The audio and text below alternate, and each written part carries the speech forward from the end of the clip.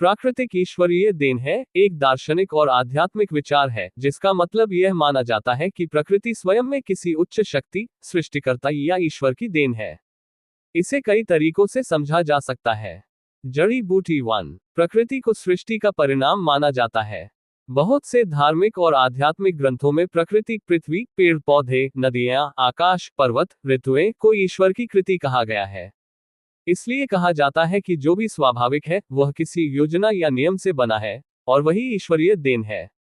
सूरज का चेहरा 2। प्रकृति जीवन का आधार है।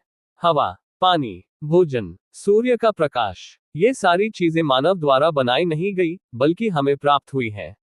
इसलिए इन्हें ईश्वर का उपहार कहा जाता है। पौधा 3। प्रकृति अपने आप संतुलन बनाए रखती है।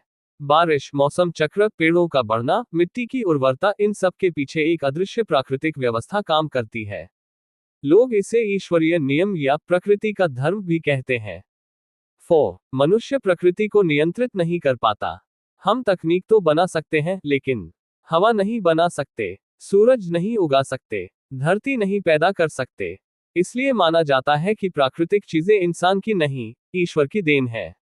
इंद्रधनुष 5। प्रकृति में सौंदर्य और चमत्कार। फूलों का रंग, पेड़ों की बनावट, जीव जंतुओं की विविधता, इनका सौंदर्य और रहस्य लोगों में ईश्वरीय भावना जगाता है।